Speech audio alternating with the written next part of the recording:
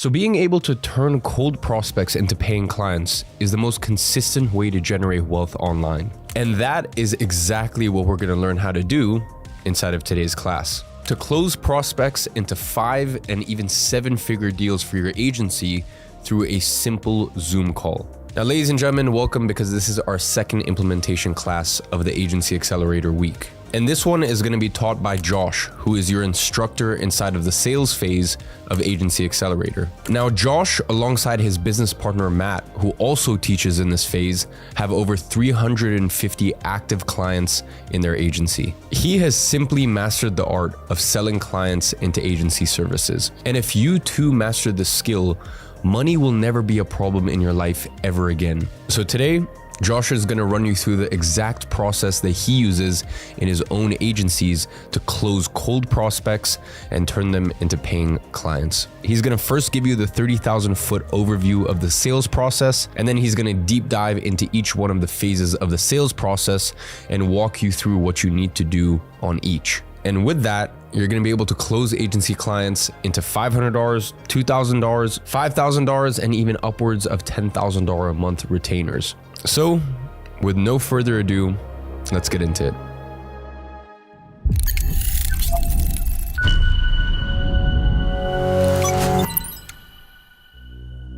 Hello everyone. Welcome to our next module, a brief overview of the full sales process. Now that we've gone through the full sales process in depth, I really want to give you a brief overview of everything we covered to give you a different perspective and try to simplify everything for you. This simple framework was actually made by the sales savage, Elias Castaneda, and I look forward to sharing it with you. This is always a framework that we want to keep top of mind when running through a sales process, whether it's a 1-call or a 2-call close. That being said, I want to be very clear. This is the framework and my script, meaning you leverage a framework I'm teaching you, but build your own script around it. I don't mind you taking the script right off the bat just to get a jump start, but over time you're going to need to iterate. The way I word questions might be very different from the way you word questions. And that being said, let's dive in. In stage 1, we find intent. In stage 2, we break down the situation. In stage 3, we pinpoint the problem, all in that first intro call. Stage 4, we exhaust solutions.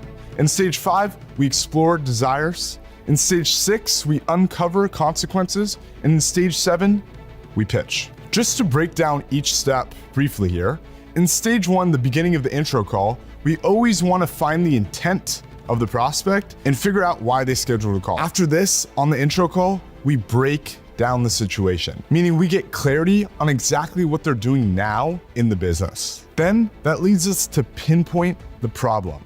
It gives us a chance to probe on that problem, making it very clear to the prospect and get them to tell themselves what they're struggling with. After this, we obviously tie down on the intro call to ensure the prospect shows up to the demo call with all partners. Now, we're on to the demo call. We want to redo stage 3 to bring that pain top of mind and reprobe. In stage 4, we exhaust all solutions. Remember, ideal buying criteria. We seek to understand what they've tried in the past to get their ideal buying criteria. Also can pre-handle the burnt objection. In stage 5, we look to explore their desires. This is a goal stage of the demo, where we not only get their financial goals, but more importantly, get their personal and emotional goals. In between stage 5 and 6, we bring them to reality. Remember, it's very important to ask them how far they are from their goals currently.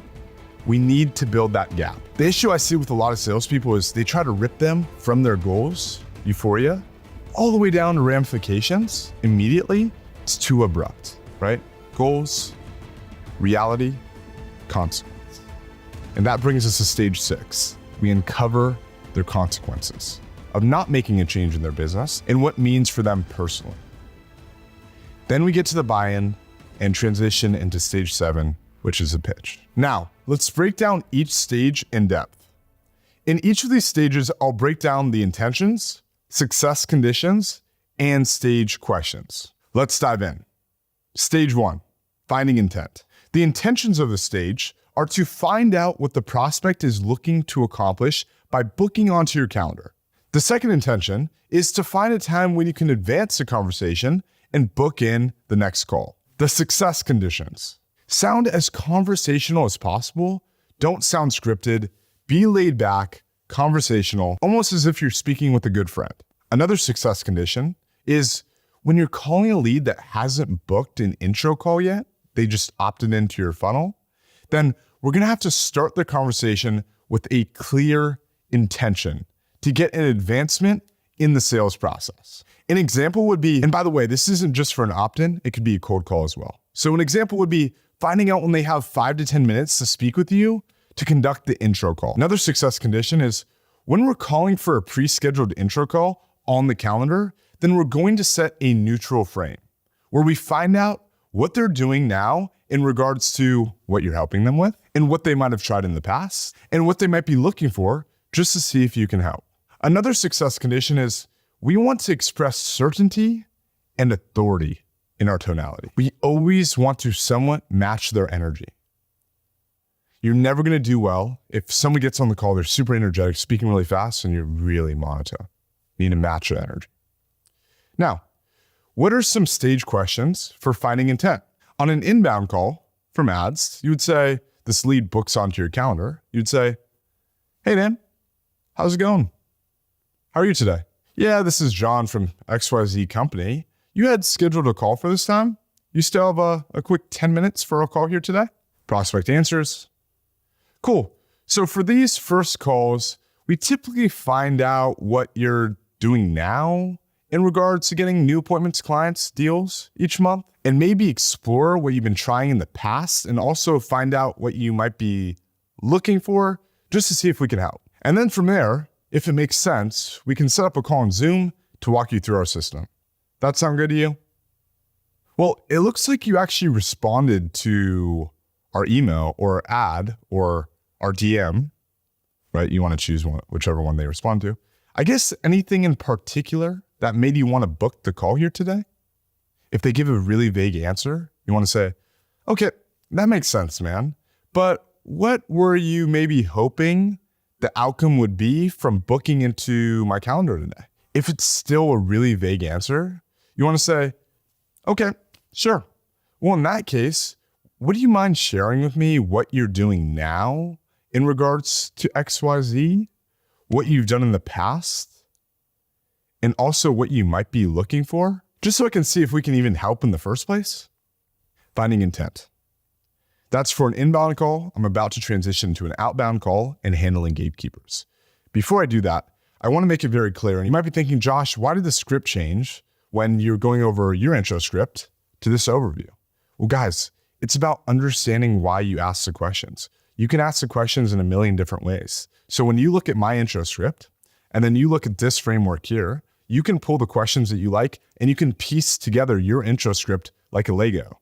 You just need to understand that we're trying to find intent of the prospect, and you can craft the questions from there because we've given you so many questions to choose from already. I really want to do this for you guys because I think it gives you perspective. If I gave you just one script, you would just stick to that script and only ask those questions, but you never truly understand why you're asking them. Now, for an outbound call, like a cold call, you need to learn how to handle gatekeepers. So an example of this would be you're calling a dental office and the front desk lady picks up. Now, this would be a quick script for an outbound, specifically if you send an outbound email or possibly an outbound DM. You're gonna start the conversation by saying, hey, Naeem, not sure if you can help me with this or not. I actually had an email or a DM come from XYZ account or username. Would you be the best person to speak with about bringing in some new patients? Or does someone else in the back office handle that? If they're a gatekeeper, they'll say, yeah, the business owner handles all of that. They're not in right now. I can take your information and have them email you. Then you can say, okay, sounds good. What's the best number to contact XYZ decision maker at? If they don't want to give it to you, you want to give them your best callback number, name, and email, and ask them. And I guess just wondering here, would they usually be in the office towards the earlier parts of the days, or are they usually freed up towards the evening? Just by asking that one question, they'll tell you can then follow up at the time they mentioned they'll be free at. So you can just go ahead and call at that time. All right, now we're gonna go over booking an intro from a positive reply on a cold call. We want to get an advancement in the sales process and ask them if they'd be available for a quick 5 to 10 minute call if not available on that specific call. All right, so how do you conduct a conversation with someone that replies to your DM or a cold email and you actually get the decision maker on the call? Well, just remember, we want to get an advancement in the sales process and ask them if they're available now or if they'd be available for a quick 5 to 10 minute call, or ask them when they would be available for a quick 5 to 10 minute call. Hey, name, how's it going? How are you today? Prospect answers. Great, yeah, it's just Josh here. You replied back to my assistant's email or my assistant's DM about getting 10 new patients in 10 days as a test drive. Insert offer, right? I was just calling to see when you'd have 5 or 10 minutes later today or this week to ask a few questions here, just to see if a potential partnership would make sense. Okay, I got tomorrow at 2 p.m. They say something like that. Okay, perfect. And what would be the best email to send that calendar invite to? And then the best number for text confirmation? Guys, if they have 10 minutes now, just go into the first question of your intro script, finding intent. Okay, great. So just out of curiosity, was there anything that sparked your interest in your email that made you want to reply back? You see what we did there, guys? It doesn't matter if it's a second call after the cold call, meaning you set up an intro call from that initial cold call. Hey, what kind of attracted your attention to actually schedule another call from us from our last call? You need to gauge your intent at the beginning of the call, or from a DM, or from an outbound email. I know there's some really good resources in this course for outbound email, so this is how you handle positive replies. All right, now to stage 2. Break down the situation. Where we are at this point in the sales process. Well, we've clarified their intention for the conversation. They've expressed to us what they want to accomplish by speaking with us today. The intentions for the stage. Well, they want to find out what they're doing right now to solve the goal they gave you in stage 1. Another intention for the stage is get them to understand their current situation. Most people don't understand their own situation. They don't think about it enough. Nobody asks them the right questions. That's where you're so needed as a salesperson. Success conditions of the stage. Think about these questions as quick, rapid-fire questions. We don't want to take too long asking situational questions. We also don't want to dive too deep into the problems in the stage. We just want to get some preliminary information. Number 3 is we don't want to come across like we're interrogating the prospect. Imagine if you're speaking to a billionaire at a networking event. You want to use genuine, curious tone. How long could you go before they actually walk away? It should not be an interrogation. Only ask 3 to 4 of these types of questions so it doesn't sound like you're absolutely grilling them. Again, guys, quick and easy question. How many deals are you doing a month? What's your lead generation? Easy questions just to understand where they're at. How many patients do you have coming in the door every month? Something like that, right? More specific stage questions. Okay, so right now, how are you currently insert what they're doing now? Generating leads, for example. Again, an example would be, okay, so right now, how are you currently bringing in new patients? If you're working with doctors and if the prospect told you that they want new patients in the find intent stage. Another question you could ask is, okay, how many, for example, patients are you seeing coming in per month off that on average? They'll answer, clarify in a question tone. Okay, and that's the average to confirm. Again, we just want to understand where they're at. Stage 3, pinpointing the problem. Okay, where are we at in the sales process? The prospect has told us a rough idea of where they're at and the intention for the call. The more specific the answers that they've given, the more intent the prospect has had. Essentially, in stage 1, guys, we found out about their intent. In stage 2, we figured out their situation by asking specific questions rapid fire. And now we're on to stage 3, which is finding the pain, which is the most important. The intentions for the stage, like I just mentioned, are uncovering the surface level problem and then uncovering the underlying problem. Another really good way to probe here is finding 2 or 3 areas of their business or life that have been impacted by these problems. Some success conditions in the stage would be understanding that we can't sell them a $1,000 to $10,000 solution if they don't have a problem. Another success condition would be finding the gap, aka the difference between where they are right now and the pain that's not allowing them to get where they want to go. The third success condition in this stage is finding the true under the surface problem, not just the surface level one. An example of a surface level problem is I have knee pain. Under the surface, I'm frustrated, annoyed, and unsure when I'll feel better. Surface level is inconsistency in lead flow or deal volume. Under the surface is lack of revenue to pay bills, doubt in oneself to run the business properly, frustration, FOMO of seeing other friends that aren't successful, not hitting their goals in a timely manner. Success condition number 4, once we have a clear problem that we've been able to pinpoint, we always want to put a time horizon on that problem. Time will always increase the awareness in the prospect's mind on how long they've been dealing with this issue for. And important to note, tonality with your delivery of these questions is key. You always want to display a childlike curiosity. Really focus on being detached from the sale and just be genuinely curious. You always want to listen twice, speak once. Another good frame to put yourself in is the old man at the gas station. Imagine a super old man with a walking cane at a gas station, and he walks up to you asking for directions. There's no way to be mean to this guy.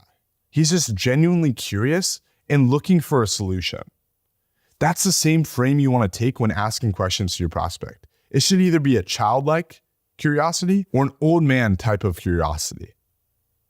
Just be genuinely curious. Some stage questions for this phase are, in that lead generation tactic you're using to get clients, are you currently satisfied with it? Oh, you are? Perfect. What do you like about it?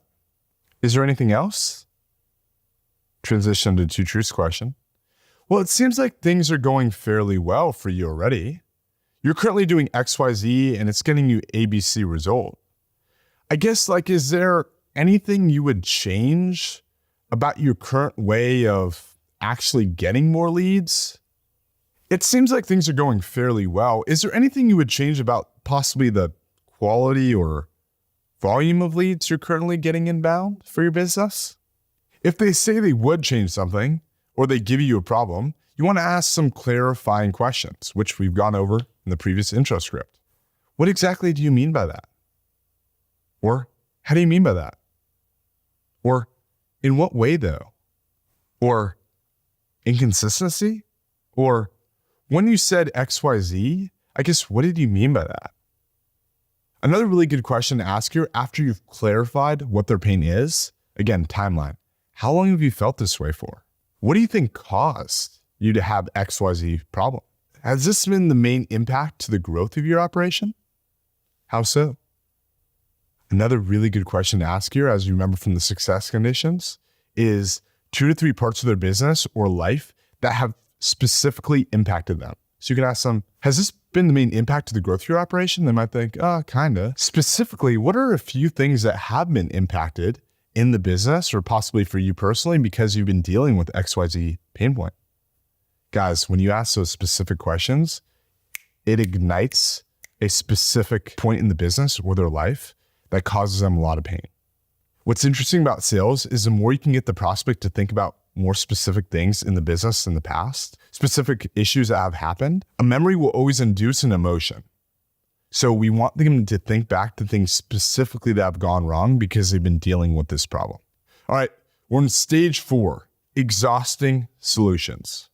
We like to call this our ideal buying criteria stage, right? In our script. We also like to say that we check off the doubt belief in this stage, right? For the burnt objection. Let's go over where we're at this point in the sales process. The prospect has told us a rough idea of what they're looking to accomplish by speaking with us. The more specific the answers, the more intent the prospect has. And that's for stage 1. In stage 2, they told us about their current situation in the business. And now in stage 3, we finally found our problem that we probed super deep into and have found a few different parts of the business or their life that are affected by this problem. Not just a surface level problem, but an underlying problem. And now we're on to stage 4. The intentions for the stage are find what other solutions they've explored in the past to solve the problems that we were able to pinpoint in stage 3. Number 2 is finding their ideal buying values. And number 3 is overcoming that burnt objection. Success conditions. Keep in mind, we do not want to use our own words and definitions for what we think their problem is. We want to use their words specifically. This is key. Huge thing in sales, guys. If someone's using a certain terminology, we always want to match our terminology. If someone's saying a bunch of cash, saying, oh, I make 10,000 cash a month, You never want to say 10,000 revenue. You want to say 10,000 cash. Always match their lingo and never specifically around the problem use their exact words that they told you. Because if you say something different, it might not resonate with them. They might think, oh, that's not what I said. I don't resonate with that. And then you're screwed. Always use their words. This is key. Number 2, understand the definition of a buying value, aka something that the prospect heavily feels like they need in their solution to get to their goals. You would find this in asking what they've tried in the past or asking what they've looked into in the past to solve this issue. You want to get all the things that they like and they don't like so we can use this on the pitch and presentation. All right, some stage questions. Okay, cool. So before speaking with me today, have you poked around at any other inbound solutions or outbound solutions to solve XYZ pain point? Oh, you have? What have you been doing? Or what did you look at? You can ask, how did it go? What did you like about their system? Anything else? Again, guys, always repro. It seems like you like them a good amount. What kind of prevented you from pulling the trigger? See how similar this is to our script, guys, that I presented to you in the intro call module? And if they say, I'm just exploring my options and they don't want to give you anything, ask the 3 ideal criteria question. Hey, what are like 3 ideal qualities that you look for in a lead generation partner to help you solve XYZ bottleneck? Another good question to ask is, so let's say we're sitting in your office right now, talking specifically about everything you would need from an agency. Talk me through what would be on that list. See, that's the same question. We're just trying to understand what they really want. If we did try something and did not get results, then we ask. The prospect answers, yeah, we tried XYZ company, but it just didn't really work out. You want to say, okay, got it. I guess, were there other realtors, doctors, industry, insert, that saw success that made you want to go with them in the first place? If they say no, well, then that's their answer. And they just didn't go with a trustworthy company. This isn't common, but these individuals more than likely got burnt. If they do say yes, which most of the time they do say yes, they say, okay, well, I guess what prevented you from seeing some results like they did? Keep exhausting all the options here. Okay, was there anything else you tried into besides that? Keep exhausting and taking them through the same framework as above until you've exhausted all of their previous solutions. So important, guys. We want to get all of this ammo so we can deploy it on the pitch and make sure we pre-handle the think about it objection. We need to check off the doubt belief. Stage 5, explore desires. So where are we at in the sales process? Well, in stage 1, we got what they're looking to accomplish, right? The intent. In stage 2, we got all of the situational questions very quickly. In stage 3, we pinpointed the specific problems, right? How that's impacted their business and their life specifically. In stage 4, we've exhausted all solutions, what they've tried in the past, what they liked, what they didn't like, and we pre-handled the burnt objection. Now we're on to stage 5, exploring their goals, exploring their desires. The intentions of the stage are uncovering their surface level revenue goals, which is a tangible outcome, but more importantly, uncovering what they'll do with that money when they get there, or what their business will do with that money when they scale. We really want to find the emotional driver behind the tangible outcome. Some success conditions of the stage are, the key is to getting deeper answers by just asking. We need to probe. Don't be afraid or think that it's cringe to ask these questions. Another success condition is everyone has an end goal, no matter what niche or client you're speaking to. If you feel like the questions you're asking aren't landing, then it's because you aren't giving enough context. You aren't softening the question and you're not flowing A to Z down the script and it's out of place. Remember, stay in the pocket here, guys. Another condition would be, you must understand your market and niche. Find out what your clients typically do when they reach the heights of their business. Do they reinvest some money? Does this niche really like to pass on a legacy business to their family? Do a lot of these guys like to retire and automate the business so they can spend more time with the family? Do they like to exit their business for cash, to hang out on the beach, to sip pina coladas? Do some research on what the ideal life is for your client avatars so you aren't fumbling around in the stage. Remember, guys, we need to get euphoria here. We need to get their personal goals. Emotions are key. A good question one to ask is, so if there was a way to help out solving XYZ pain point, I guess in your ideal world, where would you guys like to take things in terms of monthly revenue? If the goal seems like too achievable and they're about to hit it, say, okay, got it. And to me, it sounds like hitting XYZ revenue goal is fairly achievable for you guys. I guess after hitting that though, what's the long-term goal? So after we get the revenue goal, we want to ask them the personal income question. How much personal income does that bring to you to the pocket? Another 20K a month. Okay. So 20K a month over the next year, I'm not a mathematician, but it's $240,000 of personal income over the next year. What does that do for you more personally? If they're giving you kickback, just so I can understand here, like everyone wants to reinvest back in their business and scale their business that way, but what's kind of your driving North Star here? They're still giving you kickback, tactical vulnerability. Open up about yourself and your personal goals, and then ask them double down again. You guys know how to do this. We went over it in the demo call module. Also, worst comes worst, you can always feed them. You can always say something like, well, when I speak with other clients, they like to build a legacy business for their family, or they want to exit this operation so they can then go travel with their wife, or they want to continue building their operation so they can retire the family and make sure that they go on the different trips that they want to go on. So what's kind of the guiding North Star for you guys? You can feed them a little bit if you need to. Guys, don't feed if you don't have to. Stage 6, uncovering consequences. So where are we at this point in the sales process? So the prospect has told us a rough idea of what they're looking to accomplish by speaking with us, right? The intent. In stage 2, they've given us all their situational questions. In stage 3, we've pinpointed their pain specifically and really dug deep. In stage 4, we've exhausted all solutions, figuring out what they've liked in the past, what they haven't liked in the past, getting all their ideal criteria, overcoming the burnt objection. In stage 5, we dove deep into their desires and what their ideal state looks like if they're able to fix this bottleneck in their business. We got them as emotional as possible. In between stage 5 and 6, we brought them back to reality, which we like to talk about in our demo call module. And now for stage 6, uncovering consequences. Intentions for this stage.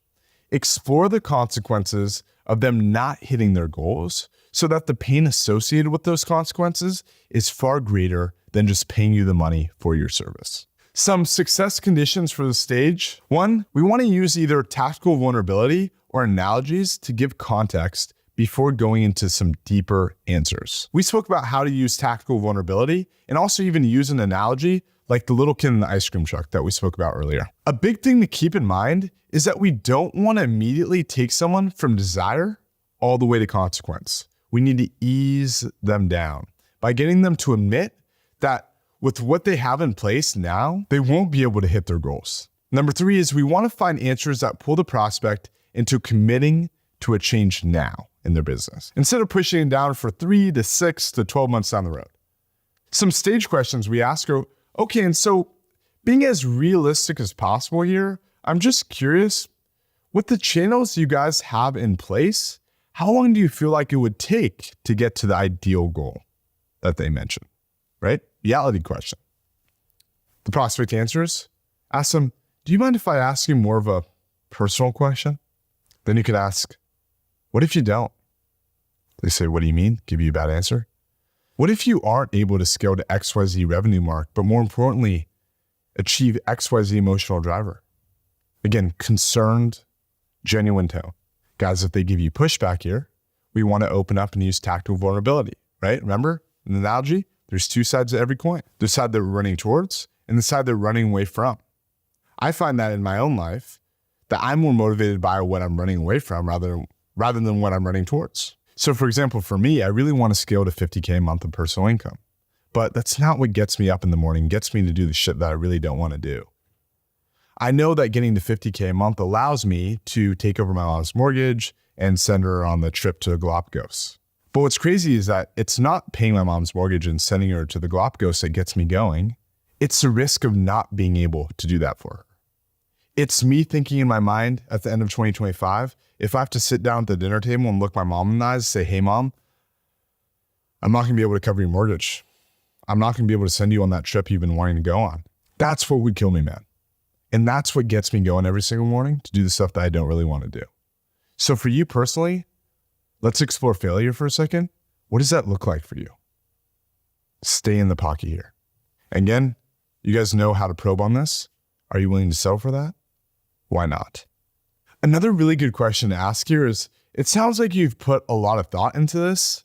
Was there a stack of events that led you to realize that you might maybe need some outside help with XYZ? Or was there one specific moment where you just drew your foot in the sand and said, you know what, I really should get help with solving this now? What was it that sparked it? Guys, you see how specific that was? I'm going to say that one more time. Or was there a specific moment where you just drew your foot in the sand and said, you know what, I really should get help with solving this now? What was it that sparked that? This is going to get them to think of a memory, which is going to spark emotion. Then you want to go for the buy-in. So to me, it sounds like it's time for a change possibly, to get into the right systems that will allow you to fix XYZ bottleneck so that you can be in the best spot possible to actually get to insert goal they mentioned. Let them answer. A good answer here is yeah, 100%. Then you want to say, okay, got it. Well, based off of what you've shared here, what we're doing could definitely work for you. If you're open to it, from here I can walk you through what we do. I'm sure you have some questions, and we can see if it's everything you need on your end. Sound good? Stage 7, the pitch. Now, where are we at in the sales process? Well, we've successfully taken our prospects through each of the stages. 90% of the work is done. And just to overview what we've gone through, we found intent, we've went through our situational questions, we've pinpointed the specific problem, we've exhausted the solutions, we've explored their desires, and we've explored the consequences. The intentions for the stage are use all of their ideal buying criteria that they told us about what they like and don't like about other providers to build up trust in the prospect's mind that we're the right solution. Take them through each of our pillars, where we'll be bridging the gap from where they are now to where they want to be. Some success conditions of the stage. The closer we get to the end of the presentation, the more brevity we want to have. For example, towards the end, if the prospect asks me a question, I want to explain it in as few words as possible. And the reason why I do that is because I don't want them to give them more things to think about or complicate their decision-making process. Also, at the end of each pillar, we want to ask for their buy-in. Examples of asking for their buy-in are you with me on that? Did I explain that correctly? Does that make sense to you? What questions would you might have on that? Do you see how this is different than what you've tried in the past? Some stage statements you can use are, a lot of dental marketing agencies out there are doing a phenomenal job of gaining presence online for their clients, but what we really focus on is the end metric. We want cash deals bought, and that's what we only care about. If you have no testimonials, no worries. You can say, I started in this niche because of my background. I saw a lot of dentists being underserved with the amount of leads that other agencies were getting them. We hear it a lot. Agencies that get inconsistent leads, not the right types of leads, ask you to pay these high retainers and then get you nothing. We've spent months asking ourselves how we can make those processes different. And then we came up with the following. Go into the rest of your pillar. And to build trust, a lot of what you're saying earlier was ringing bells in my ears because we actually had a client that was in a similar position to where you are now. They were doing, insert what the new prospect is doing, in other channels and just couldn't seem to get any action. We worked on our 3-pillar process to get them more patients, but more importantly, get them the right type of patients that convert. And now they scaled the revenue 4x in the last 6 months. And now they're getting patient leads in their system every month that are highly qualified, that are ready to convert, rather than trying to chase them down. So guys, I'm not going to go too deep on the pitch here because we just did this on the previous module, but you can go back to that video if needed. But essentially, we have our 3 pillars, right? We have our first pillar, the second pillar, the third pillar. Each pillar is going to have a really cool name. Then after the really cool name, we're going to explain what we do, how we do it, and how it benefits the prospect based off what they said in the ideal buying criteria stage on what they liked about previous solutions. We're also going to future pace them to their goals and explain to them why it benefits them and how it's going to get them there.